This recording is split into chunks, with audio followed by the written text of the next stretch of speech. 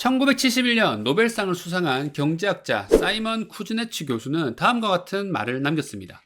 세계에는 4가지 유형의 국가가 있다. 선진국, 후진국, 일본, 그리고 아르헨티나.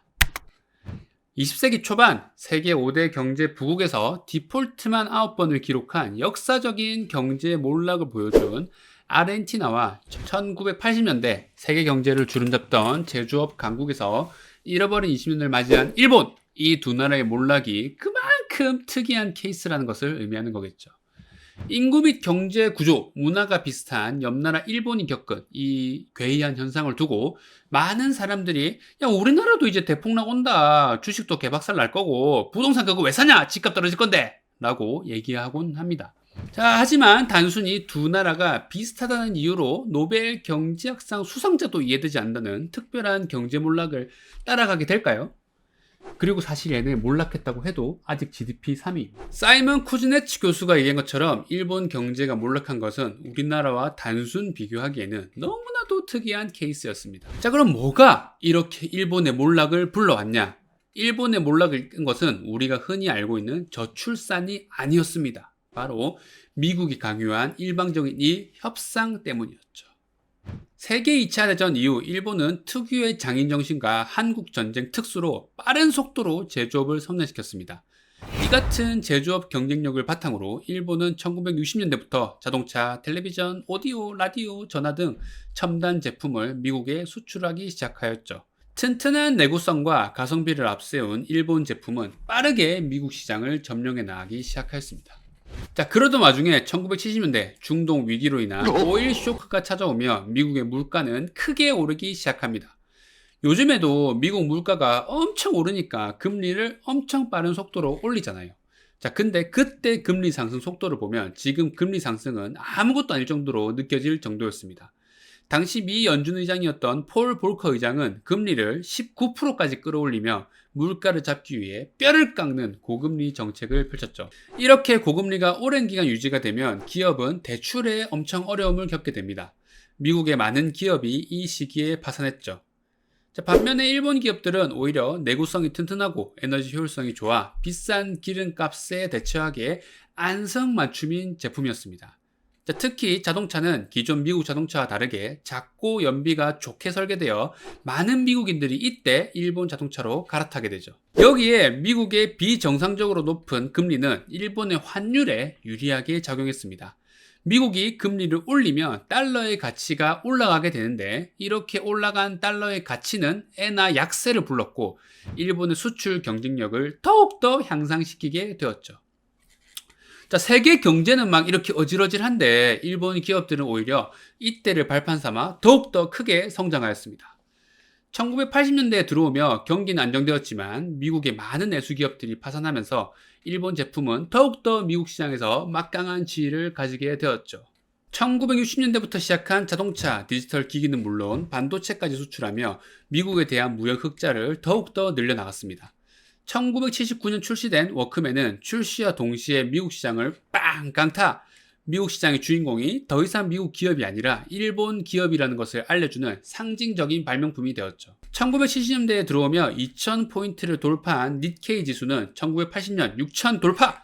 1985년에는 12000가량을 달성하며 5년마다 2배씩 성장하는 기염을 토했습니다. 일본의 경제는 우수한 제조업의 경쟁력과 미국이 주도한 강달러 무역 환경에서 끝없는 성장을 이어나가는 것처럼 보였습니다. 일본의 수출이 늘어나면 날수록 미국의 무역 적자는 더욱더 심해졌습니다. 많은 미국 기업들이 도산하였으며 미국인들은 일자리를 잃게 되었습니다. 미국 국민들에게 일본 제품에 대한 부정적인 여론이 형성되기 시작한 것입니다. 신자유주의 정책으로 유명한 레이건 대통령 또한 자국 기업 육성을 위해 일본 기업들에게 우호적인 미국의 지금 상황을 바꾸고 싶어 했습니다. 결국 1985년 미국, 프랑스, 독일, 일본, 영국 재무장관이 뉴욕 플라자 호텔에서 외환시장 개입을 통해 미 달러를 일본 엔, 독일 마르크에 대해 인위적인 조정을 하기로 합의하게 됩니다. 미국의 주요 무역 적자국이었던 일본, 독일의 화폐 가치를 조정함으로써 무역 수지를 개선하려고 했던 것이었죠. 플라자 시점 당시 달러와 엔화의 교환 비율은 1달러당 235엔이었는데 1년 후에는 120엔대까지 떨어지게 됩니다. 자, 이게 무슨 말이냐면 지금 우리나라 달러 환율이 1280원 정도 하죠. 이게 지금 640원이 됐다고 생각하면 됩니다. 100원 왔다 갔다 해도 경제에 큰 충격이 오는데 이게 거의 절반 가까이 날아갔으니 일본 경제에 비상이 걸린 거죠. 당장 수출 기업들의 수출 경쟁력이 박살이 났습니다. 저번 유로화 영상을 보시면 아시겠지만 환율이 내린다는 것은 수출 기업들이 받을 돈이 줄어든다는 것을 의미합니다. 원래 토요타 차 한 대를 1000만 원에 미국 시장에 팔았다면 이제 2000만 원에 수출해야 수지 타산이 맞게 된다는 말이죠. 안 그래도 일본 제품이 가성비를 내세워 미국 시장을 공략했는데 가격 경쟁력이 없어지게 된다는 것은 그만큼 대미 수출에서 경쟁력을 잃게 된다는 말이겠죠. 이에 일본은행은 당시 5% 정도였던 금리를 2.5%까지 급격히 내려 엔고 현상에 대비했습니다. 그런데 우리 코로나 때 봤죠? 금리를 급격하게 내리면 어떤 일이 일어나는지 온갖 자산들이 지금 미쳐 날뛰기 시작했습니다. 안 그래도 과거 몇 년간 꾸준히 성장해온 니케이 지수는 낮은 금리를 만나 물 만난 물고기를 만났죠. 1987년 1월 30일 니케이 지수는 2만을 돌파하며 끝없는 우상향 가자를 보여줬습니다. 일본 엔화 또한 계속해서 강세를 보이자 환차익을 노린 외국인들도 계속해서 일본 시장으로 막 기이 들어와가지고 자산 시장에 더욱더 버블을 끼얹었죠. 이렇게 버블이 계속해서 이렇게 끼는 상황에서 왜 일본은행은 금리를 올려 물가를 잡지 않았을까요?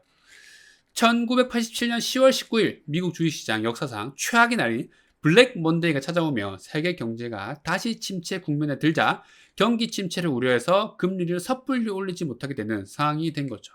이야, 뭐 또 이런 일이 다 있노. 결국 니케이 지수는 1989년 12월 29일 38,957을 달성하며 20년간 약 20배가 오르는 기염을 토했습니다. 차고 일어나면 주식 오르고 부동산 막 오르고 그래서 막 대출 이것저것 다 영혼까지 다 끌고 모아가지고 뭐 이것저것 사는 형태가 반복되었죠.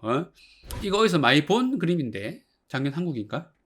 자, 이때 일본 시장의 버블이 얼마나 심했는지 도쿄의 부동산을 다 팔면 미국 전체 땅을 다 살 수 있다는 말이 괜히 나온 말이 아니었죠.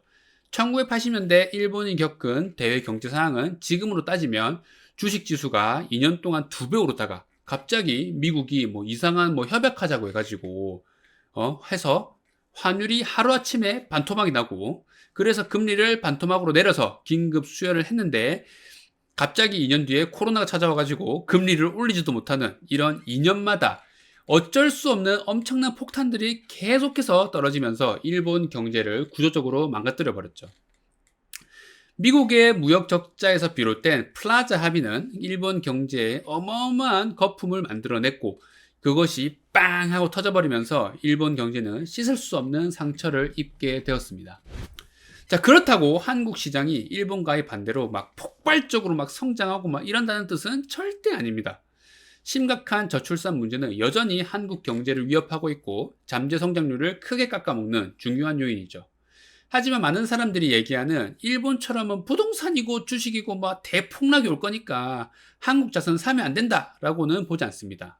물론 좀 그렇긴 해. 자, 코스피는 PER, PBR 등 여러 가지 지표를 놓고 볼 때 여전히 국제적으로 저평가받고 있는 시장 중 하나이고 부동산은 항상 거품 논란에 시달리지만 가구 소득 대비 주택 가격 비율을 뽑아보면 PIR 10 정도로 OECD 회원국 중에서 그렇게 높은 편은 아니라고 생각하고 있습니다. 또한 현대에 들어 여성의 사회 진출이 활발해지면서 어느 정도 성장한 세계의 모든 나라들은 저출산 문제를 겪고 있습니다. 저번에 태국 영상 보셨죠? 어지간한 나라들이 지금 다 고민 중인 문제가 바로 저출산입니다. 결국 저출산으로 인한 경제 문제는 일본처럼 폭락과 같은 형태로 나타나는 것이 아니라 유럽과 같이 저성장의 문제로 나타나게 될 겁니다. 자, 어떤 업종에서 일하시든 일본은 여전히 한국 사회와 매우 유사하며 벤치마킹하기 좋은 나라입니다. 하지만 일본이 그런 모습을 보였다고 해서 한국도 똑같이 될 것이다 라고 여기는 것은 너무 아니라고 쉬운 생각이 아닐까 합니다. 자, 오늘 영상은 여기까지고요. 긴 영상 끝까지 봐주셔서 감사하고 내용이 유익하고 알찼다면 좋아요와 구독 한번 부탁드리겠습니다. 자, 그럼 이만.